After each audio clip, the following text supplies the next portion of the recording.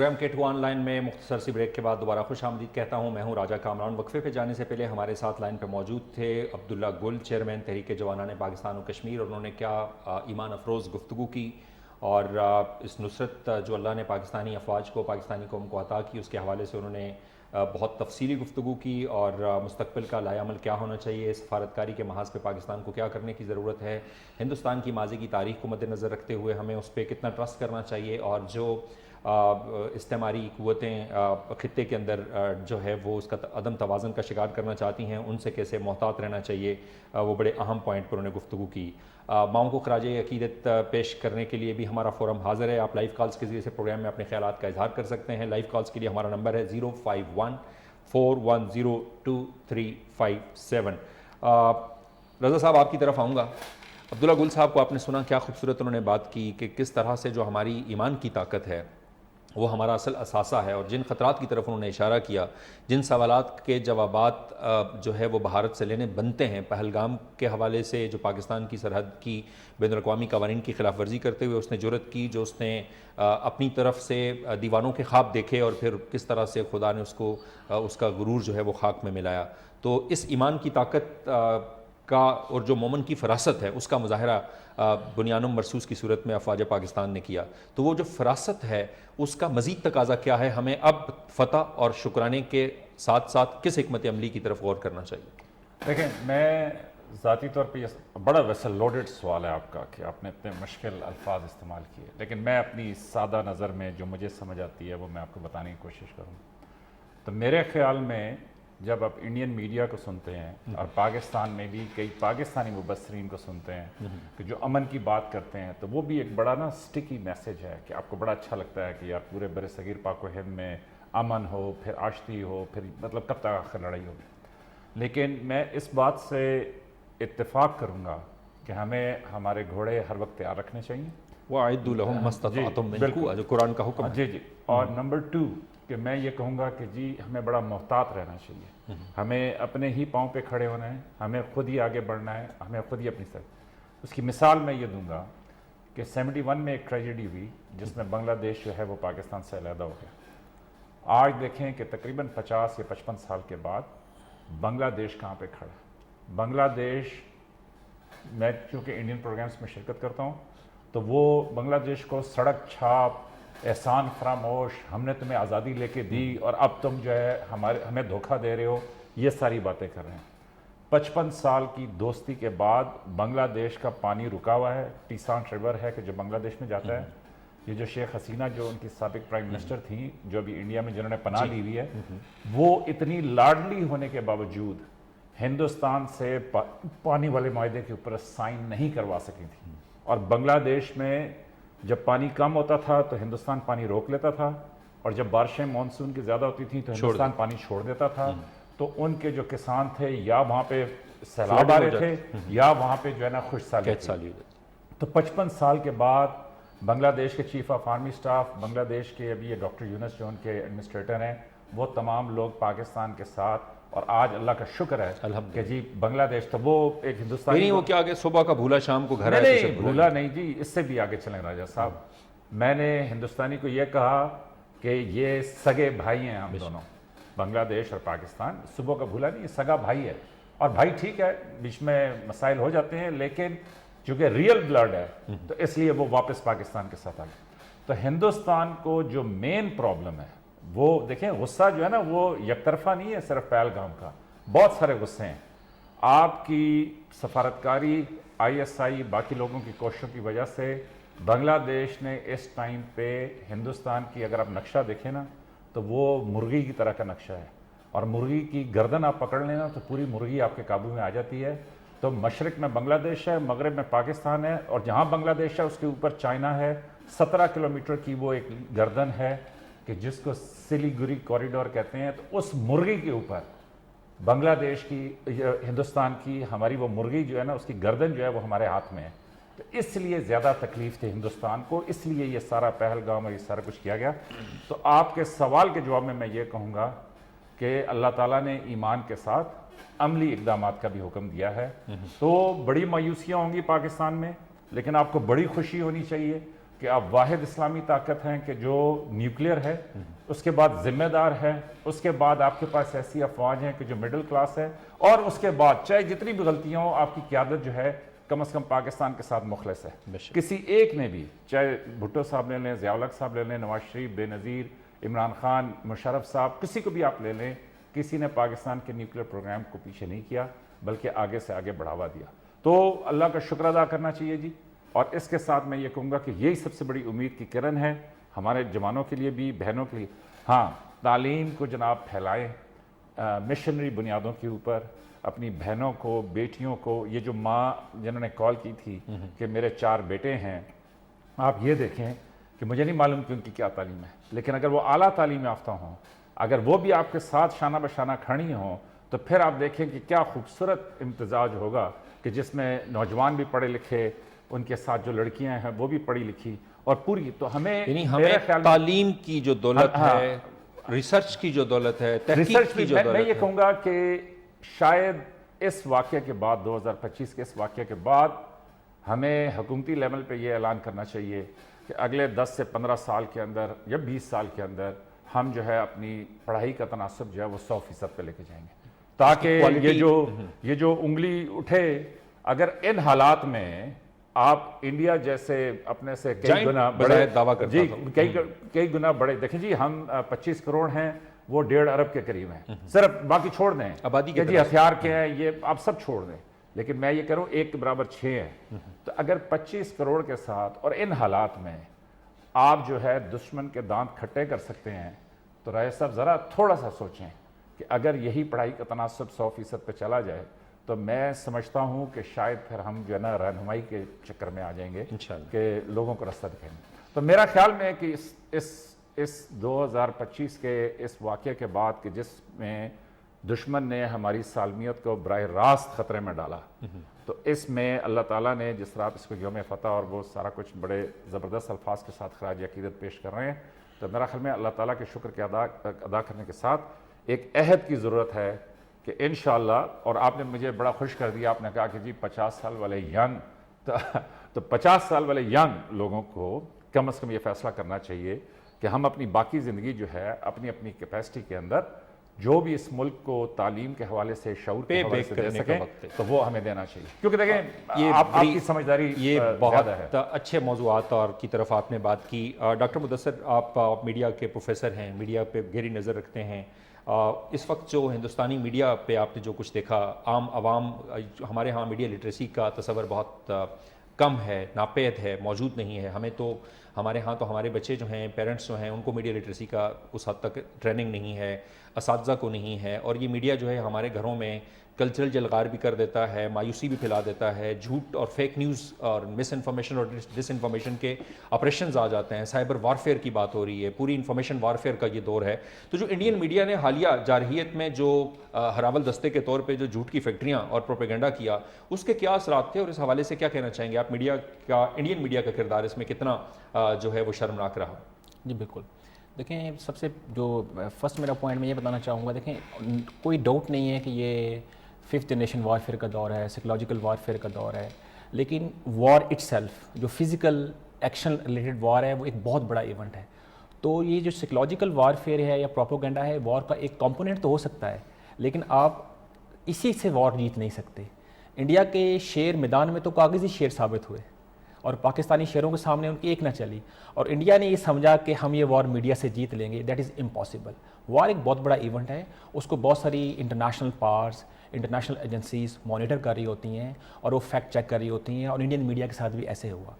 Indian media نے basically جو مودی کے جنگی جرائم ہیں، اس میں انڈین میڈیا اس کا ساتھی تھا، اور اگر یہ کیس کسی بھی عالمی عدالت انصاف میں چلایا جائے تو انڈین میڈیا کو بھی سزا بنتی ہے کہ وہ بھی اس پراپر مس انفارمیشن، ڈس انفارمیشن، اپنے لوگوں کے جذبات اور باہر کے لوگوں کے جذبات سے کھیلنے کا مرتکب ہوا ہے۔ اس میں انڈین میڈیا نے جو مس لیڈنگ یا ڈس انفارمیشن کا جو سلاب اور جھوٹ کا پروپیگنڈا کیا ہے، وہ پاکستان کو کچھ کہنے کی ضرورت ہی نہیں ہے، وہ انٹرنیشنل ایجنسیز نے بڑا واضح بتا دیا ہے۔ جیسے فار ایگزامپل انڈین میڈیا نے بہت سارا مس لیڈنگ ویژول کانٹینٹ اپلوڈ کیا۔ دیکھیں پاکستانی آرمی نے کسی سویلین ٹارگٹ पे हमला नहीं किया, किसी सिविलियन आबादी को टारगेट नहीं किया। ये हमारे रहनुमा उसूलों में था, रहनुमा उसूलों में था। हमने इंडियन दिफा का इस्तेमाल किया, इंडियन मीडिया ने क्या किया, उन्होंने मिसलीडिंग विजुअल ऐसे विजुअल अपलोड किए जो इस इवेंट से रिलेटेड ही नहीं थे। वो या तो गज़ा के इवेंट थे या वो सीरियन कॉन्फ्लिक्ट थे, उनको पाकिस्तानी आर्मी से रिलेट करने की कोशिश की। देन इंडियन मीडिया ने दूसरा जुर्म ये किया, ये तरह उनके मैं जुराइम की लिस्ट आपको बताना चाह रहा हूँ जो इंटरनेशनल मीडिया ने प्रेजेंट की। बहुत ज़रूरी है कि नाज़रीन को इसके हवाले से जी जी बिल्कुल। उन्होंने बहुत सारा फेक कैजुअलिटी क्लेम्स किए दोनों साइडों पे, अपने भी और पाकिस्तान की साइड पे भी। यानी कि उन्होंने कहा जी पाकिस्तान में 100 जो मिलिटेंट्स हैं न्यूट्रलाइज कर दिए गए हैं, पाकिस्तान के मिलिटेंट्स के वाली जो मामला थे वो बहुत पीछे रह गए हैं, पाकिस्तान उनसे बहुत आगे निकल गया है। पाकिस्तान में अब कोई भी मिलिटेंट नहीं है। पाकिस्तान की policy for the last 20 years in the new millennium वो टोटली एक यू टर्न लेके पाकिस्तान इन चीज़ों से बहुत आगे निकल गया है। तो वो अभी 90s में और 80s में बैठे हुए हैं और उनके दिमाग में मिलिटेंट चल रहा है और वो उसी इस्तारे को यूज़ करते हैं उन्होंने बहुत ज़्यादा फेक कैजुअलिटी क्लेम्स की है। नहीं, उसका एक फैक्टर ये भी है कि जिस ऑडियंस को मुखातब करना चाह रहे थे जो भारतीय जनता है, गालिबन वो भी उतनी इमेच्योर है और उनके जज्बात से खेल रहे थे। एग्जैक्टली ऐसे जैसे हम पाकिस्तान में उनकी मूवीज़ में देखें ना आप, तो वो जनाब का वर्ड यूज़ करते हैं, हमारे यहाँ जनाब का वर्ड कोई यूज़ नहीं करता। मैंने अपनी गवर्नमेंट सर्विस में बहुत सारे लोगों ने, प्रोफेसर हैं और हमारे यहाँ जनाब का वर्ड कोई यूज़ नहीं करता। मतलब ऐसे लगता है जैसे वो 60s में या 50s में बैठे हुए हैं और जनाब जो इमेजिनेशन है वो कहीं स्ट्रक अप हो गई। देन उन्होंने फॉल्स रिपोर्ट्स दी पाकिस्तानी बेस की डिस्ट्रक्शन से रिलेटेड। उन्होंने पाकिस्तान की 3 बेसिस पे अटैक किया, नो डाउट। उनके मिसाइल हमारे एयर डिफेंस सिस्टम ने इंटरसेप्ट किए और फ़ज़ा में तबाह हो गए, हमारी किसी बेस को कोई नुकसान नहीं पहुंचा। देन उन्होंने मिस रिप्रेजेंटेशन की, सिविलियन प्रोटेस्ट की, बहुत ज़्यादा मिस रिप्रेजेंट किया कि पाकिस्तान में सिविलियन प्रोटेस्ट है इंडिया में, वो सब झूठ था। देन उन्होंने fabricated leak video clips share किए, उन्होंने फॉल्स क्लेम्स किए पाकिस्तान के सीज फायर से रिलेटेड अपनी सरिश्त के मुताबिक और उस बदनीयती और फितरत की जो उनके अंदर जो गलाजत थी उसका इजहार उन्होंने यहाँ किया और वो हर वो चीज़ कंकॉक्टेड लोगों को पेश करते रहे जो कि जिसका फैक्ट्स के साथ कोई ताल्लुक नहीं। मिसाल के तौर पे उन्होंने जो है वो लई की बंदरगाह जो है वो पिंडी के अंदर लाहौर में समुद्र दिखा दिया।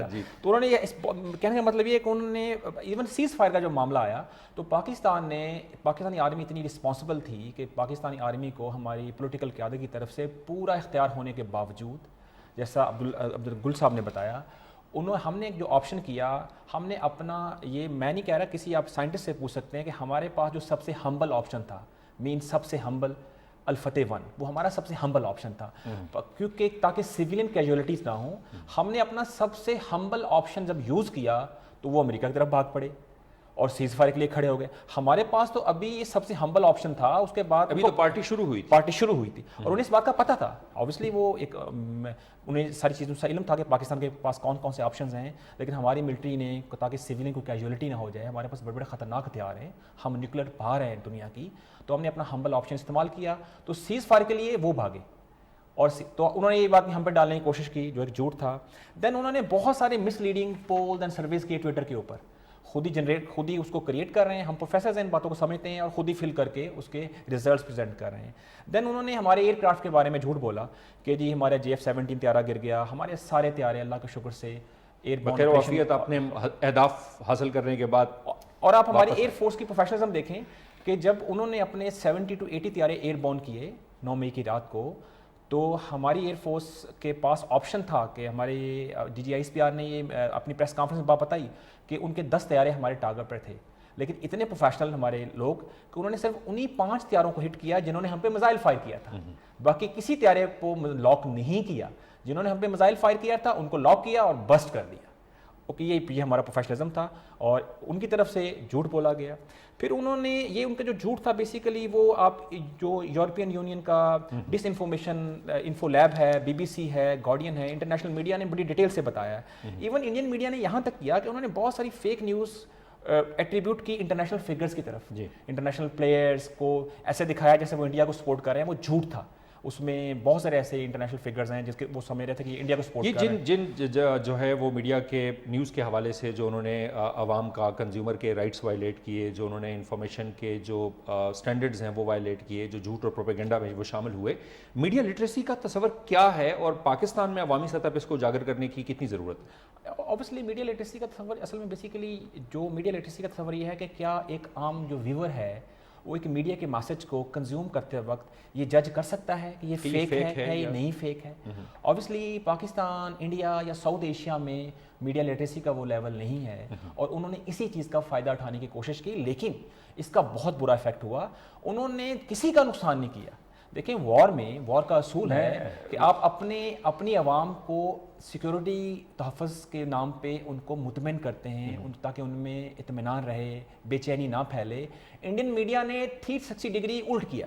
انہوں نے اپنے لوگوں میں بے چینی پیدا کی، ایسا ہجان اور ہسٹیریا کریٹ کر دیا، اور پھر جب انہوں نے حقائق دیکھے تو بیچارے جو ہیں ابھی وہ پروٹیسٹ کر رہے ہیں. اور اس کا آپ کو بتا رہا ہوں کہ انڈین میڈیا جو اس کو گودی میڈیا کہتے ہیں، انڈین اسکالرس خود اس کو گودی میڈیا کہتے ہیں، جو یہ بی جے پی کا بہت زیادہ بائسڈ ہے ٹوورڈز لائک بی جے پی رپورٹنگ، ان کے حق میں بہت زیادہ رپورٹنگ کرتے ہیں. یہ جو مودی کی جو پولیٹیکل سٹینڈنگ ہے اس کو انڈین میڈیا نے بہت نقصان پہنچا دیا ہے، اور اس کے آنے والے دور میں اس کے رزلٹ سامنے آئیں گے. کانگریس اس بات کو بہتر انڈرسٹینڈ کرتی ہوگی. جی ڈاکٹر صاحب صرف ایک چیز ایڈ کرنا چاہوں گا جو میری سمجھ ہے، اور میں بھی آپ اس پہ وہ کریں. میں ان کو اتنا بیوقوف نہیں سمجھتا. میری اپنی ذاتی نظر میں انڈین میڈیا کو شاید یہ شک تھا کہ ہم اس طرح کی فضولیات ڈالیں گے، اور پاکستان میں چونکہ ٹھیک ہے کہ وہ ایک فیکٹ ہے کہ جی فوج کے اور عوام کے بیچ میں کچھ معاملات کے اوپر ڈسکشن تھی، رنجش تھی، تو ان کو یہ شک تھا یا خوش فہمی تھی کہ شاید ہم اس طرح کی یہ حرکتیں کریں گے تو عوام اور وہ جو فوج ہے کہ ان کے بیچ میں جو گیپ ہے اس کو ہم ایکسپلائٹ کر سکیں کرنے کی کوشش. سمجھے آپ رائے صاحب؟ تو اتنے وہ ننے کاکے نہیں ہیں میرے حساب سے، بڑے لیکن وہ شاطر کاکوں ہیں. سے بھی تھوڑا سا پیچھے ہیں چونکہ ان کی کیلکولیشن غلط. ہمارا ہی راجہ صاحب وہ جاتا ہے کہ جو اپنے آپ کو بہت ہوشیار سمجھتا ہے.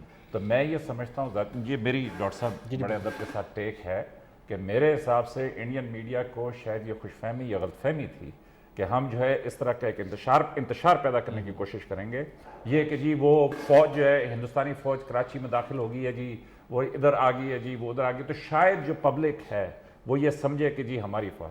لیکن دیکھیں آپ کی عوام کو یا ہماری پاکستان کے جو لوگ تھے ان کو اپنی افواج میں مکمل یقین تھا.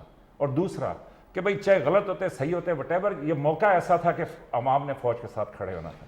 اور میرے حساب سے آپ لوگوں کی بڑی مہربانی ہے کہ آپ فوج کا اتنا شکریہ ادا کر رہے ہیں، لیکن میرے حساب سے افواج پاکستان جو ہے وہ بھی عوام کا شکریہ ادا کرنا چاہتی ہیں کہ بھئی ایسی شاندار عوام کہ جو جب کوئی وقت آیا کہ جہاں پہ فوج کو ضرورت تھی تو عوام جو ہے وہ فوج کے ساتھ کھڑی. میں تو نوجوانوں کے جذبوں کو دیکھ رہا تھا. خواتین کے ہمارے دوسرے دن پروگرام میں لوگ اپنے خیالات کا اظہار کرتے ہیں، لوگ اپنے خون کے نذرانے لوگوں کو سلام کے لیے پیش کرنے کے لیے تیار ہیں. ماں کے حوالے سے آپ کے خیالات کے اظہار پہ ہم پروگرام کی کنکلوژن کی طرف جائیں گے. کیا کہنا چاہیں گے آپ پروفیسر ڈاکٹر مدثر مختار صاحب، اپنی والدہ کو، مرحومہ کو کیا خراج تحسین پیش کرنا چاہیں گے آپ؟ دیکھیں ماں کا رشتہ تو ایک وفا اور محبت کا استعارہ ہے، اور ماں کا رشتہ تو دنیا کے سارے لٹریچرز میں اس کی ایک اپنی شان ہے. اور ماں کا جو وفا ہے، ماں کی جو محبت ہے، وہ تو ہر انسان کا احساسہ ہوتی ہے. ایسے ہی میرا، آپ کا، ہم سب کا اپنی ماں کی محبت احساسہ ہوتی ہے. اور خوش قسمت ہیں وہ لوگ جن کی مائیں زندہ ہیں، اور ایسے لوگ جن کی مائیں دنیا میں نہیں رہتی وہ ان سے پوچھیں وہ کس طرح اپنی ماں کو یاد کرتے ہیں. اور اس میں اسی طرح سے یہ دھرتی بھی ہماری ماں ہے، اس دھرتی سے ہمارا رشتہ بڑا گہرا ہے. اور اس کا احساس آپ کو تب آتا ہے جب کوئی برا وقت آئے. جس طرح ماں برے وقت میں اپنے بچوں کو اپنے پاس سمیٹ لیتی ہے، اسی طرح ہم پہ جب بھی برا وقت آیا ہے ہماری دھرتی ماں نے ہمیں اپنے پروں میں سمیٹا ہے. بہت خوبصورت تھا آپ نے گفتگو کی. میں رضا صاحب جاتے جاتے ماں، میں تو رائے صاحب سیدھی بات کروں. جی بے والدہ بے مور. دیکھیں جی میں نے ایک پروگرام کیا تھا، وہ لڑکا جو ہمارا تھا جس نے گولڈ میڈل جیتا تھا وہ جیولن میں، میرے خیال میں ارشد اس کا نام تھا، ارشد ندیم، اور ایک انڈیا میں اس کا دوست تھا. تو انڈیا میں اس کی جو دوست تھا جو اس کے مقابلے میں کمپیٹیٹر بھی تھا، تو اس کی والدہ نے کہا کہ جی میرا وہ بھی پتر ہے، وہ بھی پتر ہے. تو میں نے پروگرام کیا تو میں نے خراج تحسین پیش کیا انڈیا میں وہ جو جیولن تھروور ہے اس کی ماں کو. تو میری والدہ نے پروگرام دیکھا تو انہوں نے کہا کہ جی کر دوجیوں دی ماواں دی تعریف. تو اس کے بعد پھر میں نے ایک پروگرام کیا رائے صاحب جس سے میں نے بتایا کہ جی میری ماں دنیا کی نمبر 1 ماں ہے. تو آپ کے پروگرام کے توسط سے میں ایک دفعہ پھر ریپیٹ کر رہا ہوں، ہر ایک کے لیے اس کی ماں جو ہے وہ نمبر 1 ہے. تو میری والدہ شکر ہے اللہ کا کہ حیات ہیں. تو والدہ بڑی رحمت ہیں جی. اور میرے حساب سے والدہ جو ہے وہ ساری زندگی بچوں کے اوپر قربانیاں ہی دیتی ہے. کیا خوبصورت بات آپ نے کی. آپ دونوں مہمانوں میجر رضا صاحب دفاعی تجزیہ کار ہیں, پروفیسر ڈاکٹر مدثر مختار صاحب آپ کا بہت شکریہ کہ آپ نے وقت نکالا اور آپ K2 کی یہ پروگرام کو آپ نے زینت بخشی اور آپ تشریف لائے. ناظرین, آج جن موضوعات پہ ہم نے گفتگو کی ان موضوعات کے دونوں موضوعات جو ہیں وہ جذباتی لحاظ سے ایسے موضوعات ہیں کہ آپ سننے والے, ہم بولنے والے شاید ہماری حواس جو ہیں وہ بھرپور طریقے سے ساتھ نہیں دے سکتے, الفاظ ساتھ نہیں دے سکتے, جذبات ساتھ نہیں دے سکتے. پاکستان کو اللہ نے اپنی نصرت سے ایک فتح اور فتح مبین سے نوازا. پاکستانی قوم, پاکستانی افواج نے جس جوان مردی کے ساتھ, جس جرأت کے ساتھ, جس دلیری کے ساتھ آپریشن بنیانم مرصوص کے ذریعے سے دشمن کے ناپاک عزائم کو خاک میں ملایا اور اپنے ملک اور قوم اور وطن اور اس کی سرحدوں کے دفاع کو انشور کیا, یقینی بنایا, یہ قابل تحسین ہے اور یہ اللہ کی نصرت سے ممکن ہوا. ہم الحمدللہ کرتے ہیں اور ہم یہ یقین رکھتے ہیں کہ یہ دھرتی خدا نے انشاءاللہ قیامت کی صبح تک قائم رکھنے کے لیے بنائی ہے اور اس کی آج میں, ہم سے پہلے ہمارے اسلاف اور ہمارے آنے والی اولادیں انشاءاللہ اس کے دفاع سے کبھی بھی غافل نہیں ہوں گی اور اپنی انشاءاللہ اس کو اپنی صلاحیتوں, اپنی خداداد صلاحیتوں کے ذریعے سے, چاہے وہ لفظوں کی صورت میں ہے, چاہے وہ انرجی کی صورت میں ہے, چاہے وہ فکر کی صورت میں ہے, وہ آئیڈیالوجی کی صورت میں ہے, وہ اپنی خون کی صورت میں ہے, انشاءاللہ اس کو ہمارے بچے, ہمارے بیٹے بیٹیاں سینچتے رہیں گے اور انشاءاللہ یہ آگے بڑھے گی, یہ دنیا میں انشاءاللہ عزت کا مقام پائے گی. دوسرا جو موضوع تھا وہ ماؤں کا عالمی دن, تو ظاہر ایک انٹرنیشنل پریکٹس ہے. ہم جس خطے سے تعلق رکھتے ہیں وہاں ہمارا وجود مرہون منت ہے ماؤں کا. ہم اپنی ماؤں کے تصور سے بھی ظاہر ہے ہمارے پاس لفظ نہیں ہوتے. میں آج کے اس پروگرام کی وساطت سے ان تمام ماؤں کو جو اس پروگرام کو دیکھ رہی ہیں اور اس دھرتی ماں کو سلام عقیدت پیش کرتا ہوں. میں جب بھی اپنی مرحومہ امی جی کا تذکرہ کرتا ہوں تو لفظ میرا ساتھ نہیں دیتے, زبان گنگ ہو جاتی ہے. وہ جیسا کہ میجر صاحب نے کہا کہ میری امی دنیا کی عظیم ترین ماں تھیں, تو یقیناً ہر بچہ بچی اپنی ماؤں کے بارے میں یہی تصور رکھتا ہے. مائیں ممتا خدا کا استعارہ ہیں, وہ محبت اور رحمت کا نشان ہے, وہ قربانی اور جو ہے وہ آپ کے لیے خدمت کا ایسا خدا کی طرف سے نعمت ہے کہ اگر دنیا سے آپ کے والدین اور آپ کی والدہ بالخصوص چلی گئی ہیں تو ان کے لیے رحمت اور مغفرت کی دعائیں اور آپ کا اچھا عمل ان کے لیے صدقہ جاریہ ہے. اور اگر وہ دنیا میں ہیں تو ان کی درازی عمر کے لیے دعا گو ہونا اور ان کو خوشی اور راحت پہنچانا, ان کے خوابوں پہ پورا اترنا ہر سننے دیکھنے والے کی ذمہ داری ہے. اور اگر وہ ضعیف ہو جائیں تو ان کی خدمت میں کسی قسم کی کوتاہی نہ کرنے کا عہد کرنا یہ ہماری ذمہ داری ہے. ماؤں کو سلام, دھرتی ماں کو سلام. پروگرام K2 آن لائن میں راجہ کامران آپ سے مخاطب انشاءاللہ اگلے ہفتے دوبارہ اسی پروگرام کے ساتھ آپ کی خدمت میں حاضر ہوں گے. اپنا, اپنی ماؤں کا اور دھرتی ماں کا بہت خیال رکھیے گا. اللہ حافظ.